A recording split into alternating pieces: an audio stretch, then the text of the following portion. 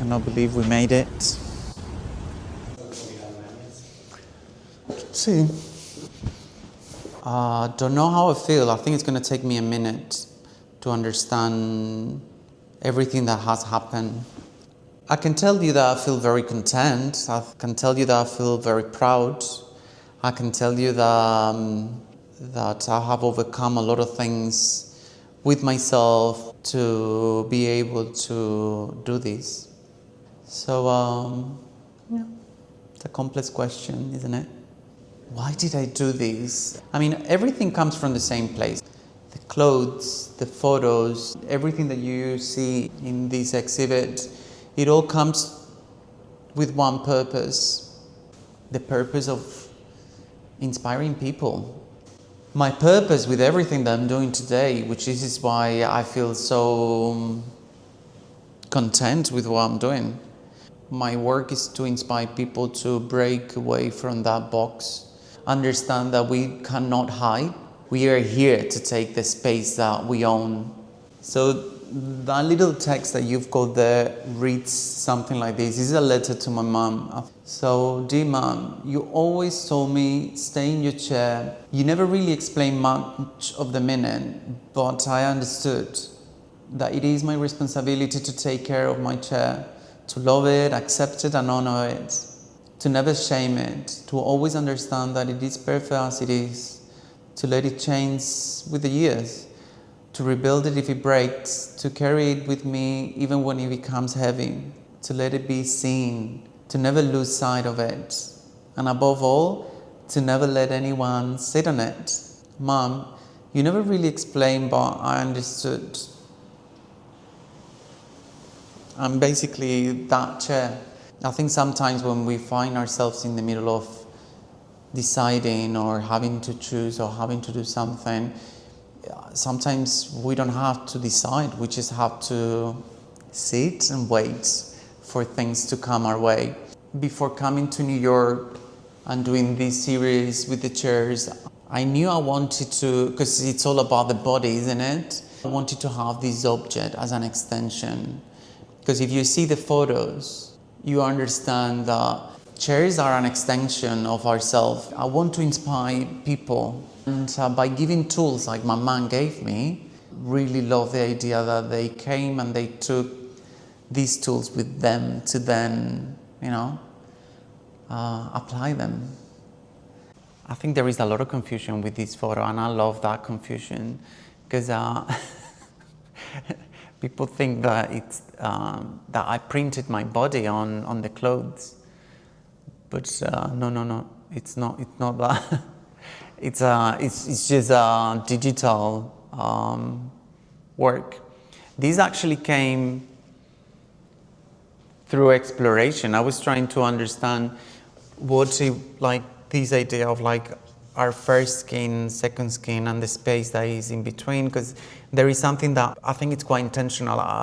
The clothes are designed to have enough space between you and your body, and that space it's where we're allowed to not judge ourselves.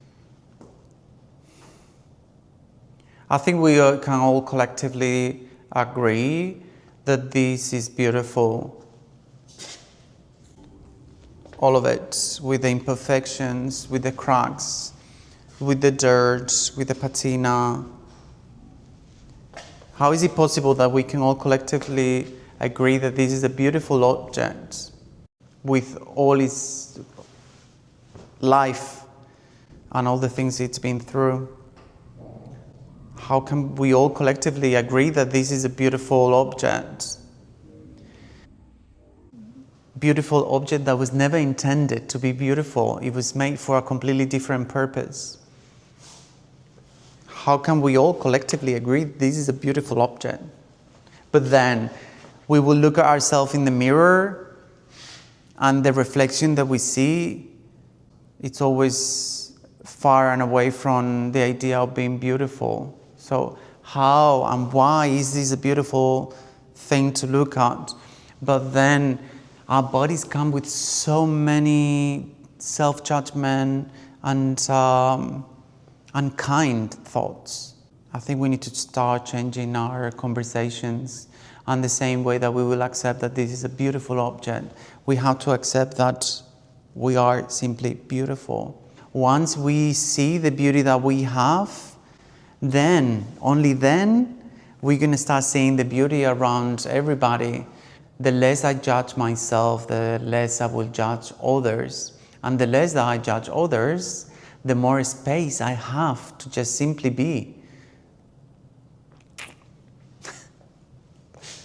Vale. So I asked myself the question, why am I doing all this to start with? And I went back to, like, what's the reason? Like the bottom line of why am I doing this? And yeah, I said before, but it's all to inspire people. Yeah, this is me when I was 18. My boyfriend at the time, Raul, took this picture of me coming out of the shower. He snapped this, and 3 years ago he sent me this photo. I'd opened it in my phone, and as soon as I opened it, like, I thought, like, I was so mad at him for taking this photo, because I felt so vulnerable.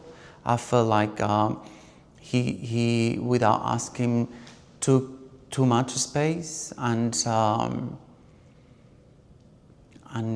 I think I understand today, because I basically was so self-conscious of my body. This is the reason why I'm doing everything else with First Skin, Second Skin, is the fact that me at 40 can see this photo and accept and understand the beauty in it. But back then, I never saw it. I looked at this and I said, all right, I think I'm understanding something. So I went to a mirror, took my clothes off, and I stared at myself completely naked. And I said this to myself, what me at 60 will think of me of today at 40, and no brainer. Me in 20 years time, it's gonna think that today I'm beautiful. I said that day as a mark, if today I can't see it, then I need to work on being able to see it, and I need to work on having a kind conversation with myself, because yeah, time is gonna come. It's just a transformation that we need to embrace, and we need to love, and we need to accept. Then I said, like, how could I,